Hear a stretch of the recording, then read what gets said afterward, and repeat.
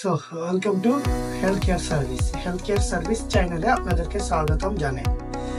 So guys, আগের ভিডিওগুলো আপনারা দেখেছেন, ভালোই ওয়াচিং করেছেন এন্ড সাপোর্ট করেছেন, শেয়ার করেছেন, অবশ্যই খুব ভালো লাগছে। তাই আবার কনফিডেন্স জাগ্রত হয়েছে, আবার নতুন করে আপনাদের জন্য ভিডিও নিয়ে চলে আসছি।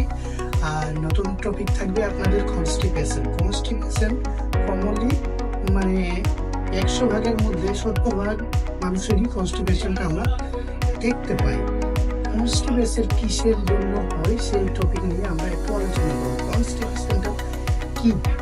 কনস্টিপেশন হচ্ছে হার্ড স্টুল পাস না হওয়াটাকে আমরা কনস্টিপেশন বলছি, মানে শক্ত পায়খানা হওয়া। ওই জিনিসটাকে আমরা কনস্টিপেশন বলছি। কনস্টিপেশন দূর করার আমাদের কারণীয় বা কজেসগুলো কি, আগে প্রথমে কজেসগুলো আলোচনা করে নেব। ফাইবার, জল কম খাওয়ার কারণেও কনস্টিপেশন হয়। হ্যাঁ, তারপরে তোমার প্রেগনেন্সি, অনেক ক্ষেত্রে দেখবেন যে যারা প্রেগনেন্সি মাদার আছে তাদের কনস্টিপেশন খুবই দেখা যায়। 90% প্রেগনেন্সি উমেন যারা আছে, প্রেগনেন্সি মায়েরা যারা আছে, প্রেগনেন্ট মায়েরা তাদের কিন্তু মানে কমনলি এই কনস্টিপেশনের প্রবলেমটা রয়েছে। হার্ড স্টুল, মানে স্টুলটা একদম শক্ত, একদম পানের মতন হয়, সেটাকে বলছে।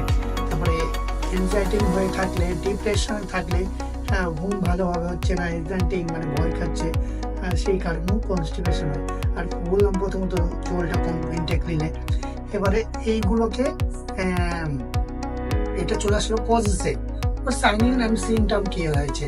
সাইন অ্যান্ড সিমটম কি হয়েছে? স্টুল মানে যেটা বলছি আমরা, স্টুল পাস না হওয়া, স্টুল মানে এতটা হেভি মানে করা হয়ে থাকে, সেটা তো আলোচনা করলাম। হ্যাঁ, তারপরে অ্যাবডোমিনাল পেন মানে পেট ব্যথা করবে, আর ওই গ্যাসের পরিমাণটা হয়ে যায়, সেটাকেও মানে ওই কনস্টিপেশনে বলে।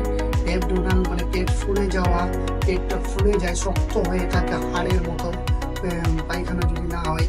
হ্যাঁ, সেইগুলোই টপিক নিয়ে আমি আলোচনা করলাম। হ্যাঁ, আর একটু মানে যেটি মানে মেডিকেলি ট্রামে বা ট্রিটমেন্ট আপনাদেরকে বলে দিচ্ছি, তার ট্রিটমেন্টগুলো কি রয়েছে আর কি। ভিডিওগুলো আমরা তো করি, হ্যাঁ, কিন্তু আপনারা দেখছেন, ভালোই লাগছে, সাপোর্ট করছেন। তো আমি 2-4টা ট্যাবলেট বা তোমার মেডিসিনের নামগুলো বলে দিচ্ছি, যেগুলো আপনারা ইউজ করতে পারেন। কিন্তু ফার্স্ট অফ অল কনস্টিপেশন দূর করার কিন্তু আমি আপনাদেরকে 3 থেকে 3.5 লিটার ডেইলি জল খেতে বলবো। হ্যাঁ, আর এমন মানে খাওয়ার যেগুলো নিউট্রিশন থেকে মানে হয় অনেক ক্ষেত্রে, যেটা আপনাদেরকে দূরত্ব থাকতে হবে।